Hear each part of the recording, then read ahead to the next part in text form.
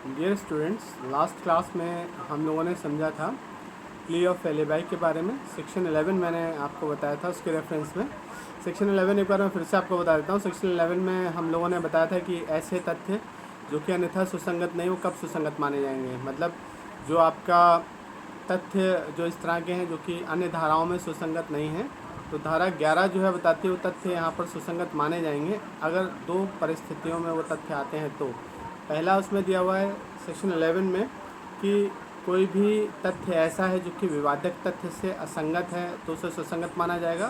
साथ ही साथ ऐसा तथ्य भी सुसंगत माना जाएगा जो कि विवादक तथ्य या सुसंगत तथ्य को संभाव्य बनाता हो या अनिधि संभाव्य बनाता हो।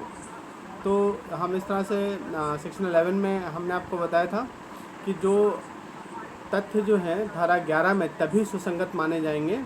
पहला तब जबकि वो विवादक तथ्य या सुसंगत तथ्य से असंगत हो, या तब उसे सुसंगत माना जाएगा जबकि वो विवादक तथ्य या सुसंगत तथ्य के बारे में ये बताता है कि विवादक तथ्य अस्तित्व में है या नहीं है। मीन्स उसकी जो है प्रोबेबिलिटी या इम्प्रॉबेबिलिटी को बताने वाले तथ्य हैं तो भी सुसंगत होंगे। तो हम इस तरह से कह सकते हैं कि दो तरह के फैक्ट जो है धारा 11 में जो है रेलिवेंट बताए गए हैं। पहला बताया गया ऐसे फैक्ट्स जो कि इनकन्सिस्टेंट है with fact in issue relevant fact, और दूसरा हमने बताया इस तरह के फैक्ट जो कि फैक्ट इन इश्यू और रेलिवेंट फैक्ट को प्रोबेबल और इम्प्रॉबेबल बनाते हों। दो तरह के तथ्य धारा 11 में सुसंगत बताए गए हैं, ऐसे तथ्य जो कि विवादक तथ्य या सुसंगत तथ्य से असंगत हों, और दूसरा बताया गया था आपका ऐसे तथ्य जो कि विवादक तथ्य या सुसंगत तथ्य के बारे में ये बताते हों कि वो अस्तित्व में है या नहीं है। उसकी प्रोबेबिलिटी और इम्प्रॉबेबिलिटी, उसकी संभावना और जो कहते हैं उसे संभावना के बारे में बताते हैं, वो आपका सुसंगत माने जाएंगे। तो इसमें एक डॉक्ट्राइन है, doctrine of plea of alibi, plea of alibi, PLEALIBI, इसे बोलते हैं अन्यत्र उपस्थिति का साक्ष्य। तो अन्यत्र उपस्थिति का साक्ष्य जो है धारा 11 में सुसंगत माना जाता है। अगर किसी व्यक्ति पर आरोप है कि उस व्यक्ति ने हत्या की है मुंबई में, और वो ये कहता है कि घटना के समय वो मुंबई में नहीं था, उस समय वो कहीं बाहर था, विदेश में था, तो यहाँ पर वो जो तथ्य रख रहा है न्यायालय के समक्ष कि वो जो है बाहर था, ये तथ्य यहाँ पर सुसंगत होगा। ये हम लोग चर्चा कर चुके थे लास्ट वीडियो में प्ली ऑफ एलिबाई के बारे में और धारा 11 के बारे में। आज हम लोग देखेंगे एक नया टॉपिक, इसमें वो है आपका एडमिशन और कन्फेशन, स्वीकृति और संस्वीकृति। आपसे क्वेश्चन इसमें बहुत पूछा जाता है। एडमिशन मीन्स स्वीकृति क्या है, स्वीकृति कितने प्रकार की होती है, और कौन कौन व्यक्ति स्वीकृति कर सकता है। What do you mean by admission, types of admission and who can make admission. साथ ही इसमें एक प्रश्न और जुड़ता है इसी टॉपिक में, कन्फेशन।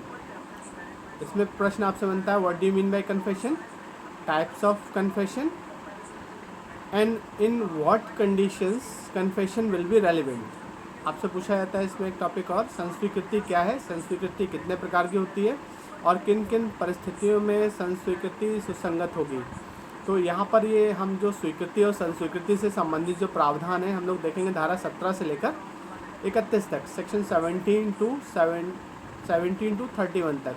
ये इंपॉर्टेंट सेक्शंस हैं, हर बार जो है आपसे लगभग पूछे आते हैं। 15-15 नंबर में भी क्वेश्चन बनता है इसमें, और दूसरा जो है 4-4 नंबर के भी प्रश्न बनते हैं। तो सबसे पहले हम लोग इसमें डिस्कस करेंगे स्वीकृति के बारे में। पहले हम लोग प्रोविज़न में आने से पहले हम लोग स्वीकृति के बारे में समझ लें। स्वीकृति क्या है, देखिए इसमें बताया गया स्वीकृति एक ऐसा कथन है जिससे जो है जो कोई विवादक तथ्य है उसके बारे में कोई अनुमान पता चलता हो।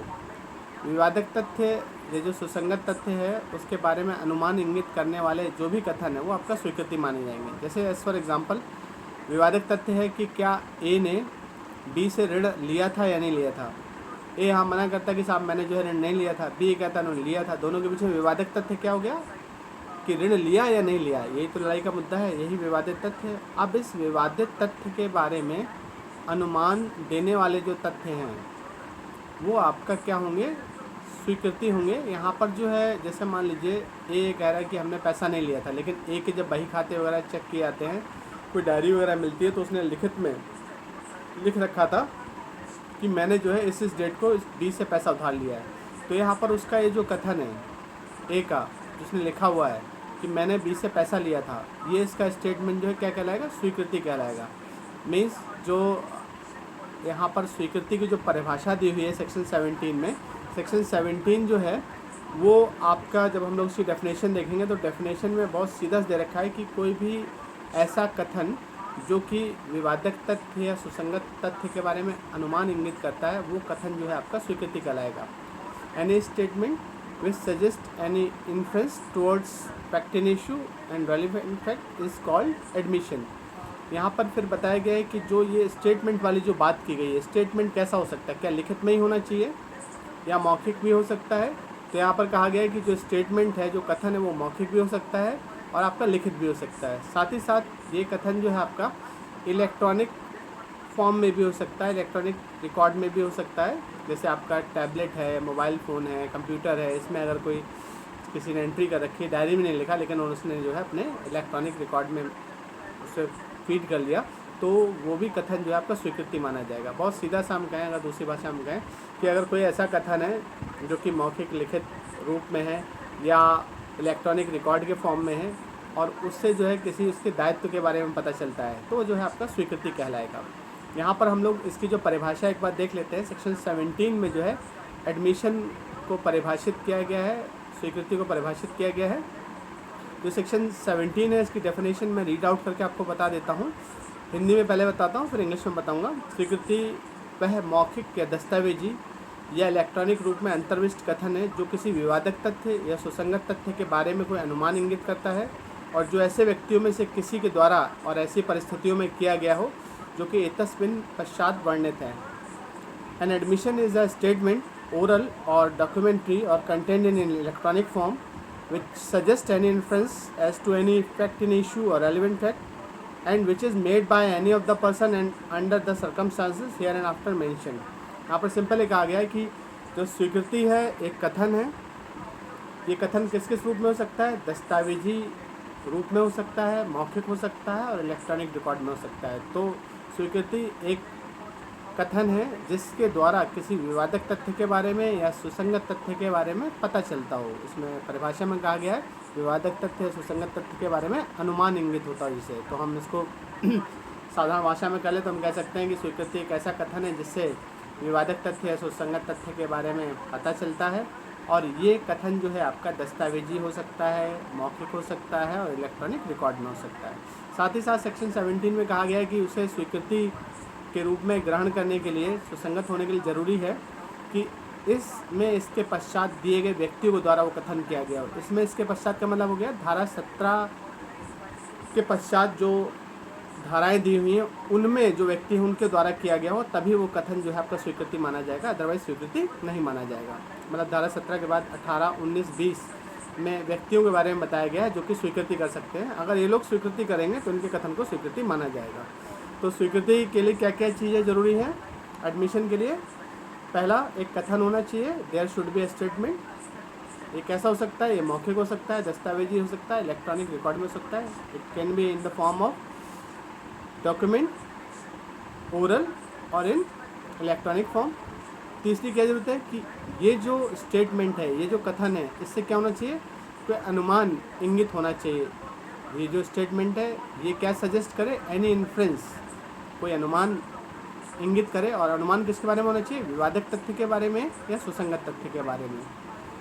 और ये कथन जो है ऐसे व्यक्तियों के द्वारा किया गया हो जो कि धारा 18 से लेकर 20 तक में दिए गए हैं। धारा 17 की परिभाषा देखते हैं तो उसमें लास्ट में कहा गया है the statement should be made by the here and after mentioned person.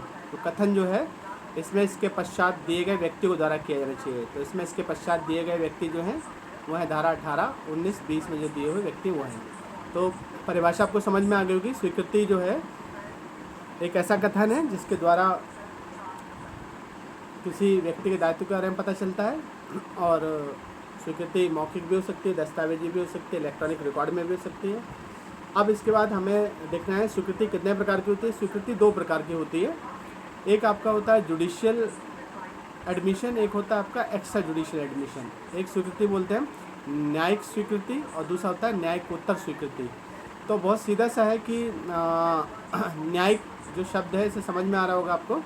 अगर न्यायालय के सामने या उसके किसी प्राधिकारी के सामने कोई व्यक्ति अपने दायित्व को स्वीकार कर रहा है, तो वो जो है आपका जुडिशियल एडमिशन है, वो आपका न्यायिक स्वीकृति है। लेकिन अगर कोई व्यक्ति जो है न्यायालय के बाहर अपने दायित्व को स्वीकार करता है तो आपका एक्स्ट्रा जुडिशियल एडमिशन कहलाएगा, वो न्यायिकोत्तर संस्वीकृति कहलाएगा। मीन्स अगर व्यक्ति जो है न्यायालय में जाके अपनी बात को मान ले कि भाई हाँ हमने पैसा उधार लिया था, तो ये न्यायिक संस्वीकृति कहलाएगा, ये सुसंगत है, ये साक्ष्य में दिया जा सकता है। और दूसरा, अगर कोई व्यक्ति जो है न्यायालय के बाहर, मान लीजिए सपोज़ जो है किसी ने पैसा उधार लिया और बाद में पैसा नहीं देता है तो केस लेकर आया जाता है उसके ऊपर, और उसने जब पैसा उधार लिया था उसके बाद अपने दोस्त से या किसी रिलेटिव से या किसी मिलने वाले से कहा था कि मैंने जो है पैसा उधार लिया है, तो यहाँ पर जब वो अपनी बात को मना करता है कि मैंने पैसा नहीं लिया था, तो उसने अपने दोस्त से या किसी मिलने वाले से कहा था कि हाँ मैंने पैसा उधार लिया फला फला व्यक्ति से, तो उसका कथन जो है यहाँ पर रेलेवेंट होगा।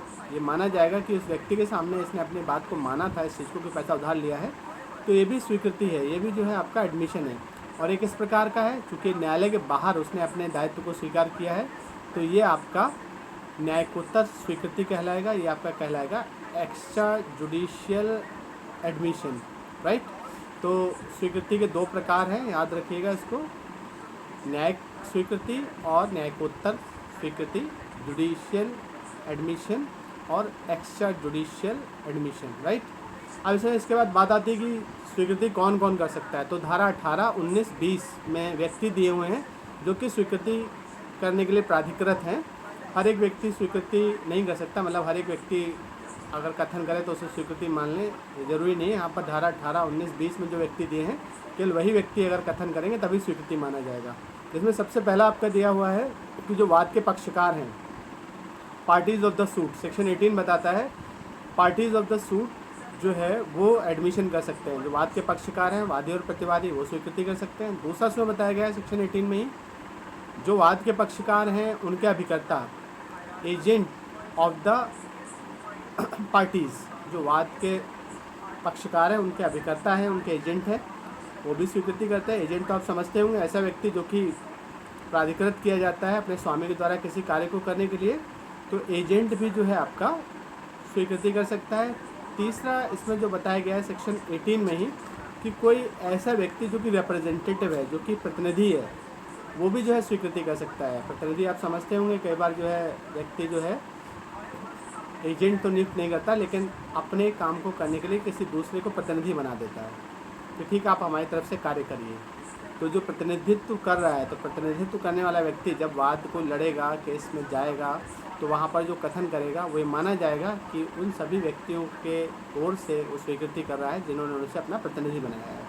तो यहाँ पर पहला हो गया वाद के पक्षकार, धारा 18 के अनुसार। दूसरा, वाद के पक्षकार के अभिकर्ता। तीसरा, ऐसे व्यक्ति जो कि प्रतिनिधि हैं वाद के, जिनके द्वारा वाद लाया गया है, जिन पर वाद लाया जा रहा है। तो ये जो है 3 लोग के अलावा जो है चौथा जो है इसमें जो दिया हुआ है, कोई ऐसा व्यक्ति जो कि विषय वस्तु में हितबद्ध पक्षकार हो, by party interested in subject matter. कोई भी इंटरेस्टेड पार्टी है सब्जेक्ट मैटर में, वाद की जो विषय वस्तु है उसमें जो हितबद्ध पक्षकार है उसके द्वारा भी स्वीकृति की जा सकती है। और पांचवा जो है इसमें दिया हुआ है सेक्शन 18 में ही, by person from home interest driven, कोई ऐसा व्यक्ति जिसके द्वारा हित उत्पन्न हुआ हो, ये आपका स्वीकृति कर सकता है। और धारा 19 आपका बताता है कि ऐसा व्यक्ति स्वीकृति कर सकता है जिसकी स्थिति वाद के पक्षकारों के विरुद्ध साबित की जानी है। और धारा 20 आपका बताता है ऐसा व्यक्ति स्वीकृति कर सकता है जिसे जो है किसी व्यक्ति के द्वारा इसमें शब्द दिया हुआ है अभिव्यक्त रूप से निर्दिष्ट किया गया हो। यहाँ पर इसको कहा जाता है admission by the referred person. जैसे सपोज मान लीजिए आप मेरे पास आए, पूछते कि भाई आप जो सामान बेच रहे हैं अच्छा है ख़राब है, मैं कह जाकर सी से पूछ ले, तो मैंने सी को रेफ़र कर दिया यहाँ पर। तो सी जो है रेफर्ड पर्सन है, निर्देशित व्यक्ति है, तो निर्देशित व्यक्ति भी स्वीकृति कर सकता है। अच्छा, यहाँ पर जो मैंने लोग अभी गिनाए हैं धारा 18, 19, 20, इसमें डिटेल में जो है चर्चा हम लोग जो है अपने नेक्स्ट वीडियो में करेंगे, क्योंकि वीडियो ज़्यादा लॉन्ग होता है, लंबा होता है, तो पोस्ट करने में प्रॉब्लम होती है। Thank you.